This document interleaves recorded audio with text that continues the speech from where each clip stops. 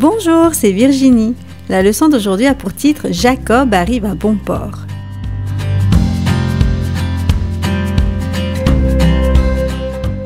Le verset à mémoriser se trouve dans 2 Corinthiens 6, verset 6. « Nous nous montrons serviteurs de Dieu par notre bonté ». Rappelle-toi une fois où un membre de ta famille t'a aidé sans que tu le lui demandes. Qu'a-t-il fait pour toi? Sa gentillesse t'a-t-elle étonné? Cette semaine, notre histoire nous rappelle quelque chose d'important. En pratiquant la gentillesse à la maison, nous apprenons à servir autrui. Le matin, après avoir vu en rêve les anges montant et descendant l'échelle, Jacob continua son voyage. Il allait chez le frère de sa mère, son oncle Laban. C'était un long trajet d'environ 720 km. Il lui fallut à peu près 3 semaines de marche. Finalement, Jacob arriva près de la ville de Haran. Il espérait y trouver la famille de sa mère. Son voyage était presque fini et il s'en réjouissait. Aux approches de Haran, Jacob s'arrêta près d'un puits. Il était environ midi et 3 troupeaux de moutons s'y étaient rassemblés. « Je me demande pourquoi ces troupeaux sont au puits à midi », se dit-il. Ce puits ne ressemblait pas à ceux du pays de Jacob. Il vit une grande pierre recouvrant l'ouverture du puits. Il n'y avait pas d'abreuvoir où les moutons auraient pu boire.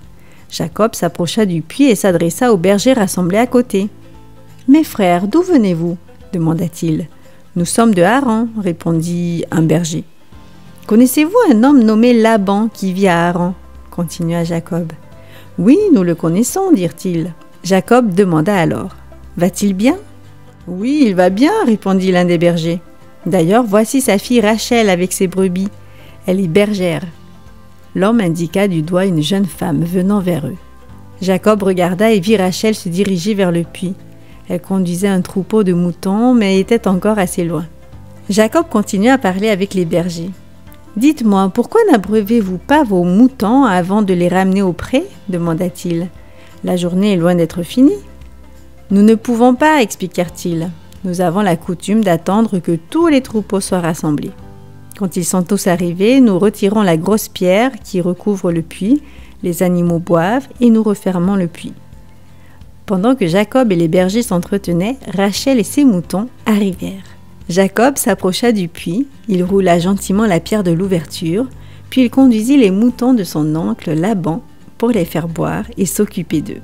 Il s'adressa aimablement à Rachel. « Je suis Jacob, l'un de tes parents. J'ai parcouru un long chemin pour rencontrer ta famille. Rebecca, la sœur de ton père, est ma mère. » Puis il embrassa sa cousine. Il était tellement heureux de rencontrer enfin une personne de sa famille qu'il se mit à pleurer. Son long voyage était achevé. Il était de nouveau en famille. « Je t'en prie, attends ici, » s'exclama Rachel. « Je vais dire à mon père que tu es ici. » Elle tourna les talons et courut chez elle. Tout excitée, Rachel parla à son père de Jacob.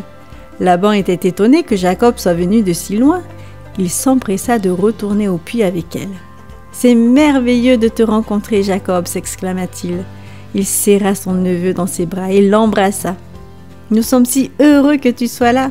Viens, allons à la maison. » Laban conduisit Jacob jusque chez lui. Jacob donna à son oncle des nouvelles de sa famille restée au loin. Il parla de sa mère, Rebecca, et expliqua qu'elle l'avait envoyé chez Laban. L'oncle Laban accueillit son neveu Jacob chez lui et bientôt, celui-ci devint comme un membre de la famille. Oui, Jacob avait aidé Rachel en enlevant la lourde pierre du puits et en faisant boire les moutons avec elle. Personne ne le lui avait demandé. Il s'était montré courtois et gentil envers Rachel. Peux-tu aider les autres sans qu'ils te le demandent? En nous montrant serviables à la maison, nous apprenons à servir les autres. Que peux-tu faire pour te rendre utile cette semaine?